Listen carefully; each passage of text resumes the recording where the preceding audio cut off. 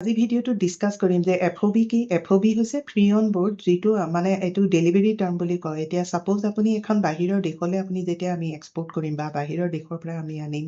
বস্তু আনিম ইম্পৰ্ট কৰিম তেতিয়া আমি ডেলিভাৰী টাৰ্মবিলাক আমাৰ পূৰা ক্লিয়াৰলি আমাৰ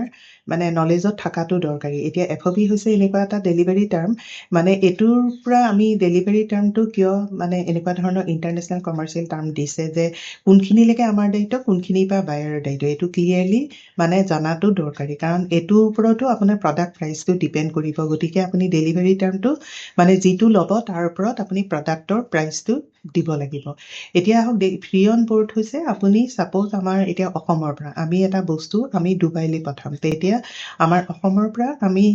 মানে ফুল কণ্টেইনাৰে পাইছোঁ যেনিবা আমি কেলকাতা পৰ্ট হৈ পঠাম বাই চি পঠাম গতিকে আমি ইয়াৰ পৰা আমি ট্ৰান্সপৰ্টেশ্যন মানে যিটো ট্ৰাকেদি আমি কলকাতা পৰ্টলৈকে লৈ যাম আৰু কলকাতা পৰ্ট আমি এতিয়া ট্ৰাকেদি লৈ গ'লে আমাৰ ইঞ্চুৰেঞ্চ লাগিব বা আনুষংগিক আমি ট্ৰাকৰ খৰচটো যেতিয়া আমি কলকাতা পৰ্ট পাই গ'ল তেতিয়া আমাৰ ট্ৰাকে আমাৰ যিটো চালান দিব মানে যিটো লৰি LR বুলি কয় লৰি ৰিচিপ্ট সেইটো আমি কালেক্ট কৰিব লাগিব আৰু তাৰ পাছত বায়াৰে চিপটো বুক কৰিব আৰু চিপটো বুক কৰাৰ পিছত আমাক চিপৰ নাম্বাৰ কণ্টেইনাৰ নাম্বাৰ এইবিলাক চব আমাক বায়াৰে আগতেই প্ৰভাইড কৰিব আৰু আমিতো পৰ্টত এজন CHA আমি এপইণ্ট কৰিমেই কাষ্টম হাউচ এজেণ্ট যিজনে মানে পৰ্টৰ গোটেইখিনি কাম হেণ্ডেল কৰিব আপোনাৰ সেইটো আপোনাৰ ইমান হেডেক নাই কিন্তু তথাপিও আপুনি মানে FOB প্ৰাইচটো আপুনি যেতিয়া প্ৰডাক্টৰ প্ৰাইচটো বায়াৰে খুজিব তেতিয়া আপুনি FOB প্ৰাইচটো দিব লাগিব গতিকে আপোনাৰ FOBৰ ওপৰত নলেজ থকাটো দৰকাৰী কাৰণ FOB মানে কি আপুনি এতিয়া ট্ৰাকেদি লৈ গ'ল আৰু চিপটো আমি বায়াৰে বুক কৰিব গতিকে আমাৰ ইঞ্চুৰেঞ্চৰ কোনো প্ৰব্লেম নাই সেইখিনি বায়াৰে কৰিব খালি আমাক আমাৰ যিটো চিপৰ নাম্বাৰ দিব আমি তাতে বস্তুটো গৈ উঠাই দিলে আমাৰ দায়িত্ব কি আৰু পৰ্টৰ ক্লিয়াৰেন্স বা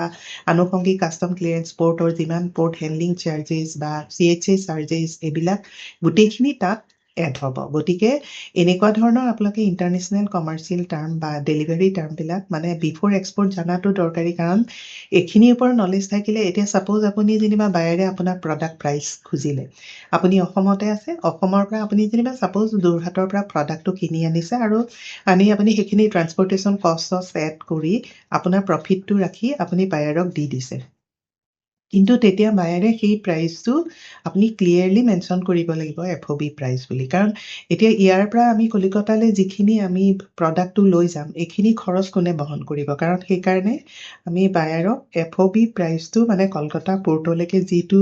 প্ৰাইচ হয় সেইখিনি গোটেইখিনি ক্লিয়াৰলি মেনশ্যন কৰি দিব লাগিব মানে এনেকুৱা ধৰণৰ টপিক আপোনালোকে এক্সপৰ্টৰ আগত ক্লিয়াৰলি জানাটো দৰকাৰী বা CIF আছে বা এইখিনি আপুনি বেংকেদি কেনেকৈ পে'মেণ্টৰ কাম হয় বা কোনটো পে'মেণ্টত কাম কৰিলে আপোনাৰ